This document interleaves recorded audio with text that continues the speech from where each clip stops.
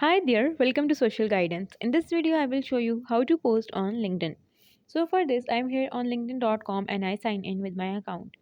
Once you sign in, then you will be directed to this page. There we have write a post option. Click on it and here you can write anything that you want to talk about. So I will simply write hi, I am new here. Okay, then we have few options like you can add image in your post by clicking on this gallery icon. If you want to add video, then click on this video icon. If you want to schedule this post for later, you can click on, if I click on this plus icon, there we have celebrate an occasion option.